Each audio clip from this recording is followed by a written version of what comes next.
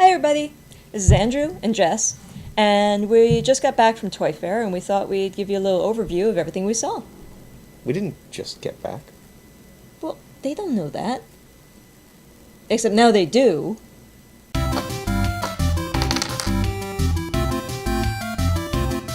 So one of the things about Toy Fair that's kind of interesting is that it's not a gaming convention at all. No. It's really a buyer's convention. It's an industry convention. Yeah, it's a lot of suits. So don't talk bad about Toy Fair. We want to go back.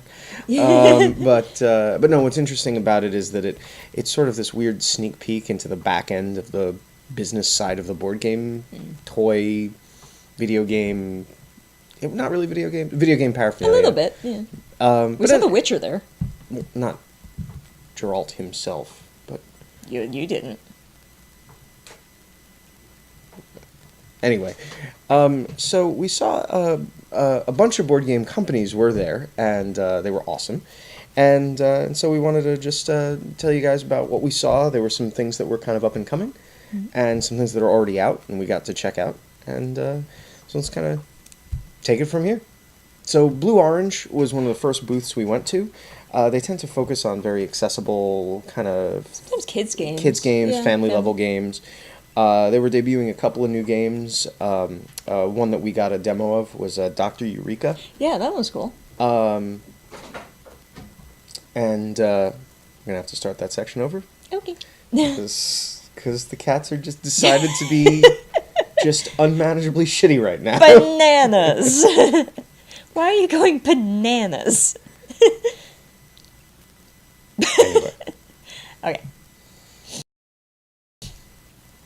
So one of the first booths that we went to was Blue Orange, and they make kind of a...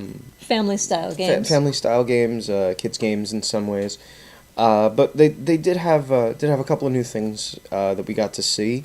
One of them, the one that they were kind of pushing really big was Dr. Eureka. Yeah, it was the game with the balls. Yeah. It's a family game. I got to see Dr. Eureka. It's actually a dexterity game. You have a bunch of test tubes, and you're moving colored spheres from one test tube to the next, trying to make configurations like you might want an orange, green, and then an orange, right? And you start out with everybody starts with the same colored test tubes, and so it's how quickly you can manage to get that shape. It's like a speed puzzle. Yeah, exactly. It's a dexterity game with test tubes is what I noted down. The Spot It was on display, just like a trillion versions of it. Like I'm looking forward to like if they ever manage to come up with like an Elder Sign, Eldritch Horror style Spot It. How do you know we didn't already see it and we've gone mad from it? Has your hair always been blue, or? What do you mean? Anyway, we also got to see, and I've played New York 1901, which is sort of their most board game that I've seen them make. Oh, that's kind of cool. Yeah, it's a set collection city building game. All around their stuff was neat. Not really heavy, not really, hobby gamer, but some of it looked really fun. Then we checked out ELO. Yeah. Right? Yep. And they had a lot of fun stuff going on. Yeah. They have the Pied Piper is the newest in their storybook. Yeah, it's storybook line. Sort of young kids style game. Yeah, family level game. It's neat. You're moving these really cool little wooden mouse. Yeah, pieces. The mice were really neat. They were about this big. And you're hopping them from section to section, and you're trying not to get jumped over by the mice and all that, and that was cool. They also were showing off some of their much more kid-oriented games. Yeah. So, Master Fox. Master Fox looks really cool. It's you get blindfolded, right? Yeah. And you have to find by feel all these differently shaped objects that are in the game board, and so it's a kids game, tactile element, Yeah. and that was But cool. I can see adults playing that one. I mean, whole 4 of us sitting around a table, all acting like goofballs, grabbing for pieces. We can have fun. You're kind of describing college, but anyway, so that was cool. The thing that I was very excited to see was the powered up expansion to King of New York. Because we have King of Tokyo, and what makes King of Tokyo for me better than King of New York is the powered up expansion. Yeah. Because it adds that unique player power. Well, this thing. one lets both games be played together. Yeah, well, they were pretty compatible from the get-go. Yeah. The only difference was that the monsters from King of New York did not have power sets like the King of Tokyo And now ones. they do. And now they do. And so I think in most ways at this point, King of New York has fired King of Tokyo. But I don't know. They're different enough. But We're New Yorkers at heart. yeah, well. We also got a quick look at World of Yoho. Yeah, that was kind of neat. You actually use your phone as your piece, and so your phone becomes your ship that goes around the board to different islands, and it actually shows you things like the battles and stuff that happens in the game on your phone. it takes advantage of like the idea of the smartphone being the game piece. Yeah.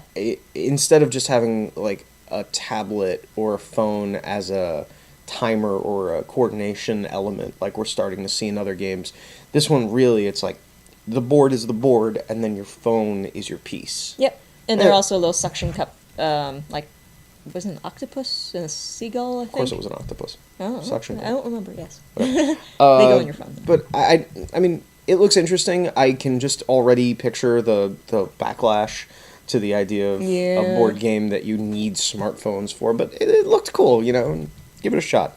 Everybody has a smartphone. Yeah. I didn't have a smartphone for like ever. Anyway, but the big one, the one that's going to sell a million units, was Tempura. I think you mispronounced it. Go ahead. Tempura. Wait, no, my purr's broken. So this is going to happen a lot when you're trying to yes. introduce this game. Essentially, it's this. It's a little. It's a little pusher. It's a little pusher. It's adorable. Okay, it is adorable. Actually, it's about a fish. A fish. No, it's cats. a bunch of cats at an all-you-can-eat sushi buffet. And they are going to gorge themselves. And you don't want to be the cat that draws the stomach ache card essentially, Yeah. and so it's a little Russian roulette-y. Push your luck, draw cards, and hope you don't get the bad one. Yeah, similar. It's like the cuter version of Exploding Kittens. Which is funny, but Less exploding. it's sort of exploding. Anyway, but it was adorable, and it's going to sell a million copies, and you're going to get one, and I'm going to get one, and apparently I'm going to get two. But yeah, that was most of. That was a lot of Viello's offering, and it was all very, very nice. Yeah. We also stopped by Playroom Entertainment. The first thing that we did was we got to play Pass the Pandas for like 2 seconds, and it's this little push your luck custom dice thing. I don't even know if they have a box at this point. It feels like that's been kind of in purgatory for a long time. I think I had Pass the Pandas on my cool stuff wish list for the last 5 years or something. It feels like forever. But it is very, very light. Roll the dice. Certain symbols do certain things and you want to get rid of your dice. That's the whole idea. And if it sounds like I've only got very little to say about it, it's only because it's a simple push your luck style game. Yeah. We also got to see Sherlock, the deluxe-y version of that. Yep. They sort of made the point that it's a game for kids. Yep.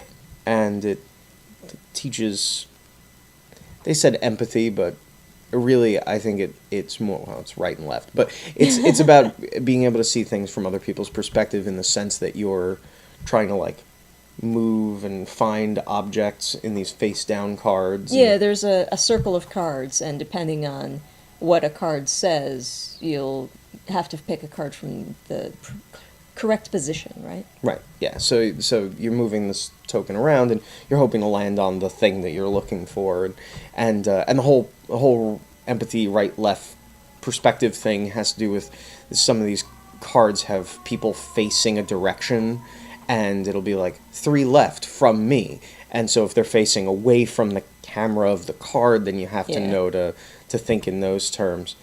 I know some adults, they'll have some trouble with that, though. I think right and left is a critical life skill that not many people have, and more Yeah. people should. I know that you use the handy thing where it's like you make your hand, and then if it looks like an L, it's the left one. Yeah. But we also got to see the new Geek Out, the Yeah. family game Trivia. style with the. This one is going to come with a board that has a little scoring token, and so you kind of yin yang, tug of What? war. Yeah, yeah. Which You're is mixing your metaphors. very mystical tug of war for points, pushing back and forth, and so that was neat, and that's what they had on offer. It was cool. Yeah. Our friends at Cosmos are really growing their board game line, their stateside board game line, quite a bit. We've reviewed a bunch of their games. We like a lot of their games. They've hooked us up with review copies of some really awesome stuff. Tumult Royale we just Yep. did a review of, and we got to We see had that. Kahuna. And we reviewed Kahuna. They have 2 more games in their 2-player Oh, yeah, line. One was Tally Ho, which is... it felt a little rock, paper, scissory to me. You're moving around, and hunters take out birds, and bears take out hunters, and it seemed a little bit simplistic to me. The one that I'm much more excited about is Rose King, Yeah. which is, it felt like something between a little bit of chess, a little bit of Othello, the idea that you're moving a piece around, and when you move that piece, it drops your color tokens, and when the other player moves the piece, it drops their color tokens. You're trying to make contiguous blocks of your color, and you can do things to like break up people's runs, and so that was kind of neat. But they also had a few big box games. Yeah, they seem to be moving away from the kids' games a little and more into adult And the hobby puzzles gamers. and stuff like that Yeah. that they're kind of known for. They're, like you say, they're sort of working towards the hobby game. I mean, they make Legend of Andor, Yeah. which we're going to. It's huge. We'll have a formal review up of it soon, but spoilers, I like it. Here we got to see a couple of expansions, including the Journey to the North, which introduces a whole new board, which Yeah. is very cool. And also we. It's surprising also because their Legend of Andor line is really affordable. Yeah, I was kinda shocked about that's that. true. I kind of looked at it and I'm like, oh, this is going to be a big, chunky, You'd expect like a $60 game. and cat wants to be in the shop. I don't think you can see her. Well, I think you can see her tail. Oh, maybe. Whatever. But We will now. But sorry, that's Peanut. We're not sorry, that's Peanut. That's Peanut. Anyway, so you get this big. It looks like a dungeon crawl, but really it's a puzzle. Yeah. In sort of this interesting way. So Legends of Andor was on full display, and that was cool. I think Imhotep is going to be neat. It's the Egyptian theme, though. You're putting cubes on boats and moving those boats to build monuments. And, of course, you're trying to build monuments faster and more effectively. There's a cat in the foreground that I don't think you can see who is in the process of getting her head stuck in a glass of water. Jess is going to go rescue her from the choices she's making. Goodbye, Peanut. So Imhotep looks really interesting. Oh, man. It's the most professional review. Imhotep looks really cool. It looks like a kind of game where it's going to be a little thinky a little bit, because you're moving these boats to different locations, and you might stock the boat, but you don't get to decide which boat launches, and so it's this whole planning thing. Is the cat okay? Yeah, she's fine. She has her teacup. Cat has a teacup. Cat civilized. There were smugglers. Yeah. The one with the That was interesting. I'm not sure how like it's gonna hold up, but it was an interesting idea. Now, when she says that, what she's talking about is literally, we are not sure how long the components of the game are going to be viable, because it's this kind of neat idea. It's a bluffing game where you have jewels that you're trying to smuggle. Right, and there's a fence with holes in it, and you're trying to get the jewels through that fence. And Peanut, I swear, you're trying to get the jewels through that fence, and the way you do it is... You stuff all of your jewels into a gooey mass. It's putty. It's like putty, a putty yeah. thing, and you take a little, like, Bit of putty. plastic jewel, and you take a wad of putty, and you wad it up, and then you roll it down this fake hill that the game board makes, and you hope it fits through the slot that you're rolling through, and if two people manage to get it through, you weigh them, and the person whose wad weighs more, meaning that they took the greater chance because their piece was bigger and less likely to succeed, that person will kind of like win the points for that round. But there's also a stealing element, so like if I can guess what color jewel you have, I get to take it or something like that. It was a little weird. I think it was very cool. Very cool idea. It's just... I think it's more of a kid's game. Hair. Oh yeah, hair, cat hair, dust. I mean, dirt. we can't get through a video without her. Whatever. But so that's what Cosmos kind of had going on, and it's really cool to see them bringing more hobby games in. Yeah. And becoming more of a presence in the market. They make good stuff. Mayfair Games we checked out.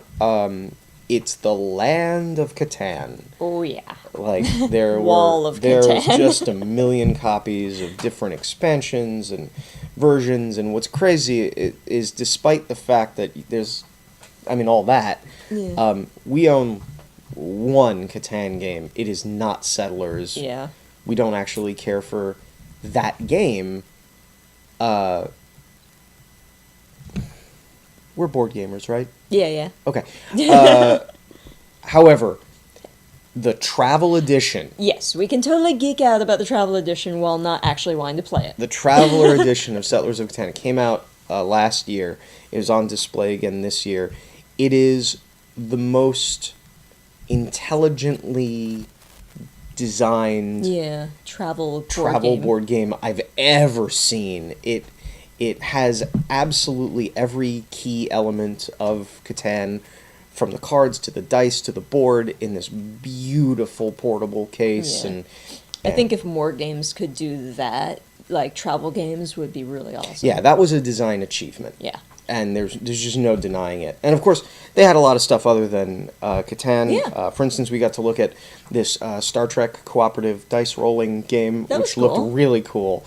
It came out last year too. I somehow missed it, but we'll definitely have to look into getting our hands on that for review. I was so sad they didn't have the Will Wheaton card. It combines the original cast and Next Generation, and there was a Will Wheaton card, like a Wesley card somewhere. A promo card. It was a promo card that we couldn't get our hands on, and we couldn't even take a picture of. It wasn't. Yeah, they had put all of their copies with that card at Playfair, where the children were. Yeah, no children. No. Why do the children Why get would Wesley? there be children? Anyway. But what's cool is that every character has their own ability, and when you use Wesley Crusher's ability, if everyone at the table yells, "Shut up, Wesley," you get to do it a second time for free. Yeah. So that was really cool. GameRight is another company that we got to take a look at. They're another company that tends to make lighter games. Yeah. But I own a bunch of GameRight games that I like a whole lot. Mm-hmm. Like, for instance, Quicks. Yeah. Is probably my favorite, speaking of travel games, probably my favorite just game to throw in my backpack and have on me. That one's kind of great for if you're just standing in line for something. Yeah. Kept us company at Disney twice, and just... Anyway, we've been made fun of in bars for playing it. But so anyway, GameRight had their line on display. They always put out a lot of really nice stuff for Toy Fair. First thing that caught our attention was there was Sushi Go Party. Oh yeah. So Sushi Go's this fun drafting card drafting game. And this was more of a board game version of it. Well, it uses a board. What's interesting is that it's the same card drafting engine, but it's a set collection game. And in Sushi Go Party, they give you lots of different options that you can add to the deck of cards. So you essentially pick from column A, column B, column C, and you make your menu, and that menu is the game. And so it's simply a more robust version of Sushi Go, and I think that's totally valid. Yeah, if you make a good game, the only way to make it better is just make more of it, I guess. That is a commonly held belief. Soon Sushi Go the dice game will come out. Yeah, why not? And then Sushi Go the Edible game? the co-op game with a trader mechanic and a legacy element. Ooh. Anyway, bring your own book. Yes, that was cute. That was an interesting game where you actually use your own library as the game pieces. So if a card, if you're supposed to have a certain topic, everyone will run over, or they'll bring their own book, and then you can use that. It's a little like, party game Cards Against Humanity-ish, as I recall, where one person says, give me all the best examples of a romantic passage or a horrific statement or something, stuff like that, and everybody goes into the book. And theoretically, you've brought your own book, so you know it really well, and you can leaf through it real quick and find the example of what it is that the person is looking for, and then we vote or somebody makes a decision. I honestly can't recall, unfortunately, but it's a very neat idea. Yeah, it's good for getting people together that love reading. Yeah. Said the librarian. Yeah. We took a quick look at Skiwampus. Is that how you say that? I don't know. I think it was Skiwampus. Skiwampus. Anyway, but it's a tile laying game with math elements. It looks like it's genetically engineered to make me feel dumb. It was kind of cool though. It's wherever these 6 tiles meet because of their diamond shape. Yeah. You'll make a connection with 6 of them, and you will want that connection to be all even numbers, greater than 21, exactly equal to 14, all those things, and if you manage to be the person who sockets that in, you lock that, you get points for it. Cool. Not my speed, but it's more puzzle than game. More puzzly feeling. But Card Ventures. Ooh, yeah. I think Card Ventures is going to be a lot of fun. I really hope that we can get copies for review soon. Yeah, because I think they'll be out soon. It's like choose your own adventure game. It's a choose your own adventure card game. It's like it comes in a little deck box this big, and it's got a shelf mechanism. The box is really cool, and then it's, do you do this? Turn to card 14. Do you have the skull of Toltua? Then you get to turn to card 48 and not get eaten by the, I'm going to go ahead and say Kraken. There was a space one. There was a pirate one. Yeah. There will be more if these are successful, and so that's really exciting. We got to meet the guy who designed the pirate one. He was the one who showed us around the Game Right booth. Cool guy. And I'm just really looking forward to playing with those. Yeah. We got to see Rolling America, which is a re-implementation of Rolling Japan. I'm familiar with Rolling Japan. I haven't gotten a chance to play it yet, which is probably criminal of me because it's a very well-received little game. This one has a few tweaks, and it's America. No. Easy now. No need to get political. We also got to see Baba Yaga. That one was neat. I really like the art for that. Mm-hmm. That one is you're using spells to try to capture Baba Yaga. Yeah, you're using the power of witchcraft to beat a hand management game. Yeah. But like Jess says, the art is fantastic, and I think it's gonna be fairly well received. Maybe a little on the casual side. Yeah, for definitely. Us, but that's not a bad thing. No, good thing to bring along to game night if you need something quick to play between games. And of course, they had the rest of their line on display, and they just make a lot of just I want to own all of Game Rights games. I just, even the games I don't think I'll play, it's like, I'm never going to play Slam Witch. But I feel like I should own Slam Witch. Or that book stacking game with the cat. Okay, we get the book stacking. We stopped by the Asmodee booth. The giant Asmodee booth. It is clear that Asmodee's current trajectory as an ally and acquirer of game distributors is seems to be paying off well. They had a huge booth, lots of stuff on display, lots of really exciting games. We had to pick a few highlights. I think Quadropolis is going to be an amazingly big game. Sort of a city building game. Right. I could be wrong. I think it's Days of Wonder. Yeah, it is. It's a city building game with a tile laying element and lots of little engines. Yeah, it's all dependent on where around the board you put your piece is what you get. Yeah, you send your worker aligns with the grid, and that is where you get to take a piece, and then you get to add that piece to your city, and different pieces have different scoring mechanisms. It looks super Days of Wonder makes phenomenal games, and the components were really nice too. Yeah, it's super polished, and I think that's going to be a runaway success. Yeah. And I really wanted it, and I couldn't. They wouldn't let him take it. They wouldn't. And they're not even bigger than me. I just whatever. But so Quadropolis for sure is going to be huge. On the Fantasy Flight side, it's funny, I saw things in big boxes that I liked. Yeah. And I saw things in tiny boxes that I liked. Hoax is this little box game, same box size as like Hey, That's My Fish or Masquerade, which are both good games.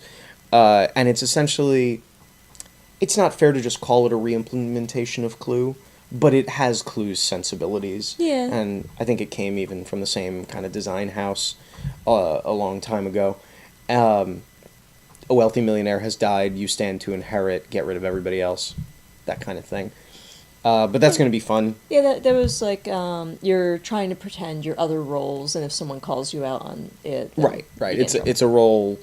not a role selection game, but like in the style of... Yeah, it's a bluffing game, in the style of like a coup game, where you can claim to be somebody and use their power or masquerade. Yeah. But so that was a tiny box. Then we got to look at the Star Wars Rebellion game, which is approximately £1,000. Yeah. And the box is the same size as like the Imperial Assault or Descent 2nd Edition boxes. The board folded in half was still this big. It's going to be one of their monster, just monster boards. It looks phenomenal. I mean, Fantasy Flight always has the minis and the polish and the cards, and so can't tell you how it plays. They didn't have it on display. We didn't get a walkthrough of it, but some of those pieces were amazing. Yeah, I mean, you got Star Destroyers and Death Stars and all kinds of stars. Star Wars. Yeah. Is that why they called it that? Yes. Huh. But we saw some things that weren't sort of branded that I could tell. Storyline? Yeah. Looks really neat. It's a storytelling game that's driven by you're drawing cards from different source decks. Essentially, you'll draw a card, and once upon a time there was a character. It could almost be like the kids' version of like Apples to Apples, in some ways, because they get to decide which parts they prefer. Right, because when I say requires a villain, everybody gives me the villain card that they think is the best. And then you decide. And then without knowing whose card is who, I say, oh, well, we're definitely going to make the chicken the villain. And then because you put the chicken in, you get the point. And so it's going to be neat. It's cool. You really liked Historia? Yeah, that looked really interesting. Historio, excuse me. Historio, yeah. It was about a bunch of animals who are trying to put on a play for the king, and the king can't quite decide if he wants a humorous play or a tragedy, and so he keeps flipping The flopping. king is manic depressive, and it's Yeah. super sad that he hasn't been diagnosed. And we're really at a loss as to how to help him at this point. We just keep putting on plays. But yeah, so the actors are on this stage and they're putting on a play, and the king's mood meter is moving back and forth, and You have to switch things up every time he changes. yeah, you have to mind. very suddenly be like, and then the prince died, or did he? You know. So that was kind of neat. Asmodee just had so much kind of going on. Yeah. With all their different IPs, they had what was that surgeon game? Dr. Panic. Dr. Panic. Yeah, that's coming to the States now. Looks cool, and you know, just many Yeah. other good-looking games, and we only got to see a few while we were there, but can't wait to see what their engine churns out next. We also got to stop by Calliope. Yeah, those guys are great. Calliope Games is awesome, and unfortunately, we didn't even get to take a lot of pictures with them because we were so we busy. weren't allowed to. Well, we weren't allowed to take pictures of a few things because we got to see awesome things. Yes. We got to see little previews of the Suro. Oh, the Suro. Deluxe edition. Suro, if you don't know, is a absolutely wonderful tile laying game. It's in some ways it was our gateway game. Yeah. Kind of to hobby board gaming. It was our first board game night game. Yep. Which we'll wax philosophical about at some point, I'm sure. But they're coming out with this deluxe version of it. It's got this nice wooden box with carvings and each of the pieces is a unique dragon or phoenix in a heavy cast metal, and so we got to see a couple of prototypes of the pieces. gorgeous. I'm sold. You know, it just looks great. Can't wait for the deluxe version of that. They were also talking about using like a sushi mat with a silk cover to be their board. Yes. Which just sounds awesome. I don't know how much of that we're allowed to talk about. Sorry, Cassidy. Anyway, the other thing we got to see was a quick preview of one of the Titan games, because Calliope ran its Titan Kickstarter project, very successful, bringing together a lot of really famous industry giants to design gateway games specifically, so we got to look at one of those. We'll give more details about that when we've kind of got the okay and we're allowed to use press pictures and stuff like that. But for playing what was clearly just a prototype of a prototype, it was already well polished and the art on it was awesome. Yeah, the art. The funny thing is that it felt in some ways like the most finished part of it was the art, which kind of should be last. But I think they just had a good time. It was funny art, and it was a dice rolling style game. But it was very cool. We'll talk more about that when we're allowed to. We've got authorization.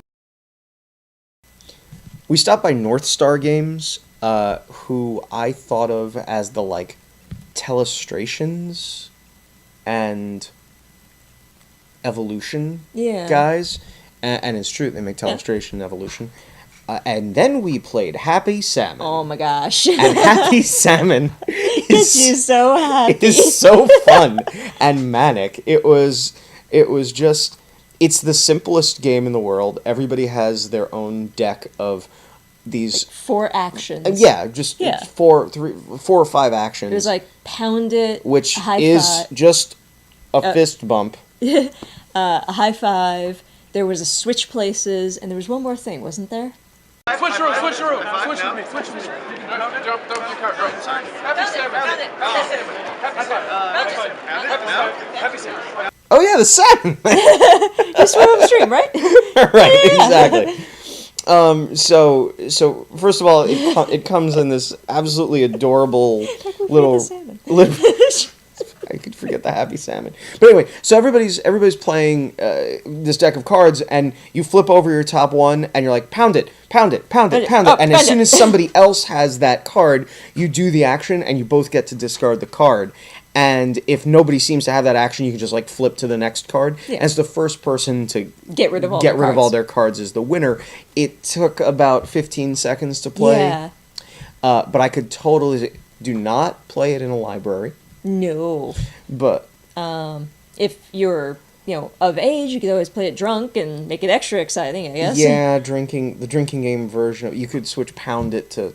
Chug it? No. Well, pound it. You pound your beer. That's true, yeah, I guess. Yeah, you could make a drinking game out of it, but It'd probably kill you. dial 9-1 first, and then just so that you can just hit that 1 and send. But it looked like a lot of fun, and it's obviously like packaged and priced for impulse buy at retail. It comes inside of a fish. An extremely happy salmon. I don't know if they realized that when they named it. But they also. Sorry. They also had Evolution and the Flight expansion on display. I've played Evolution once, and I really enjoyed it. I think you'd like it. You're making creatures, and they have attributes and sounds fun and whatever. So I like animals. That's definitely something. And they're like horrifying mutations, like shells in places that there shouldn't be. Ooh, unfortunate. Sometimes, and then sometimes they have to get eaten. Yeah, no, life. Happens. Yeah. Yes. So that looked good, and hopefully we'll actually be able to grab that soon and do a full review of it. But North Star has a winner with the Happy Salmon thing. I think it's just a no-brainer, like light party game. We got to meet White Wizard, not the White Wizard, but White Wizard Games. They make Star Realms, and Star Realms is probably my favorite deck builder. I mean, it's so. Well, it was the first deck builder I'd ever played, so it was a big gateway for me into that whole genre. And it's elemental. Yeah. In some ways, it really just Star Realms hits the spot. They have this expansion, Colony Wars, coming out, which we got to look at and we'll be reviewing soon. Colony Wars is basically just, do you want Star Realms again? No problem. So you could jump on with either set, the base set, or Colony Wars. If you know how to play Star Realms, they know how to play Colony You Wars. immediately know how to play the Colony Wars expansion, and the effect is that it just adds a whole new deck of cards, a whole new deck of ships and colonies and stuff. And I haven't gotten a chance to play Epic yet. No, but they showed it off to us. Yeah, they showed us Epic, and it's kind of their. Kind of like Magic. Yeah, it feels like their answer to the collectible card game thing. It's not collectible. It's you always know what you're getting. You always know what you're getting. The idea is that you should be able to just play awesome cards every turn and have stuff happen. And if you know your Magic the Gathering archetypes, I'm a Timmy. So like I just like my big creatures to hit the table. I don't care if I win or lose. I just want awesome stuff to happen. And it feels like Epic is built with that sensibility in mind, so I'm really looking forward to checking it out. They also have, Epic came out last year, they have the first series of expansion packs, which are not collectible. You know exactly what you're getting in them. And so that was neat. And it was fun just talking with them about the philosophy behind their game design and the idea that these things should be fun to play as soon as they hit the table. And there's no waiting. It's like once you have the game, you have it. Right, and even within the game, there's no waiting. It's like once you play that ship, it's going to do awesome stuff. There's very little in the sense of, this is just a little throwaway card that I'm using as a stepping stone. That's one of the things I love about Star Realms, that everything feels useful, and I'm sure Colony Wars is going to be the same way. We got to see a bunch of stuff from R&R games. The biggest one that made an impression on me was Mombasa. Yeah. Which is, they described it as a heavy euro. And so when a game designer, developer, and producer says this game is heavy, to me that's like, that game is heavy. Oh, yeah. Because it's maybe not the most popular way to describe a game. It just looked really neat, and I don't know enough about it to even talk about it in an intelligent way. Rob, please don't comment on this video explaining that I never talk in an intelligent way, please. Please. Just, anyway. But it looked really dense and deep with a lot of choices and options. I'm looking forward to... You can get lost down that hole. Yeah, I'm looking forward to sinking more into that. And we saw a bunch of stuff that were kind of one-offy feeling that looked Yeah. cool. There A was lot of independent designers yeah, and such. there was the Forple, Yes, that guy was kind of neat. and gentleman was designing this, tempting to call it a Connect Four tic-tac-toe kind of thing, except it's three-dimensional. So you're trying to make straight lines of four, but they can be horizontal, Yeah. vertical, diagonal in 3D space. He uses these wooden blocks to form the board and the pieces. And he also made the point that it could be used for STEM training for children as well. Yes. You get to see a picture from a couple of different angles and then try to build the object with the game pieces. And that's actually up on Kickstarter right now. Yeah. And it's doing well. I don't know if it's funded off the top of my head right this second, but it's earned a Projects We Love Yeah. nomination from Kickstarter, so that's a step in the right direction. Zoom cubes. Mm-hmm. If there was a game there that truly was just all of my fears in one place, it was Zoom Cube. Just spelling. Well, spelling is. I'm the editor, by the way, but spelling spelling is frightening. It's speed spelling, so the idea is that you flip over a card, and the card says, make a word with 7 letters, or Yeah. make a word that starts with a B, and then you've got... Every die has a bunch of different letters on it. Yeah, you got your pile of dice, and so you drop the dice, and you look, and then you try to do this, and you can re-roll, and if you're like me, you don't score any points, and you wait for somebody smarter than you to beat the game. Yeah. But it was cool. It was neat. It was simple. And kind of the last thing I saw that I thought was really neat were these spicy games Yeah, those were interesting. from Goliath. Like, the games come in a spice rack. Right. Like garlic powder. Also, this spelling game, Yeah. or this Salt and pepper. salt and pepper dice rolling game, or whatever.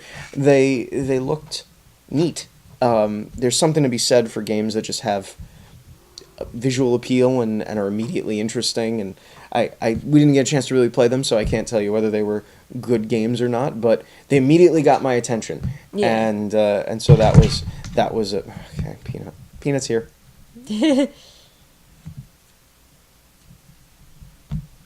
Peanut also immediately got my attention.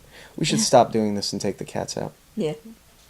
Yeah, we had a fantastic time at Toy Fair again. Got to see a lot of really cool games, meet a lot of nice people. And If anybody has any questions about anything we saw, or Yeah. want us to make another rambly video where our cats get in the way, be sure to let us know in the comments. And make sure to like and subscribe. that would be awesome. Check out our videos and our reviews on our main site. And Keep tuned for our upcoming reviews. and as they say at Toy Fair, keep playing.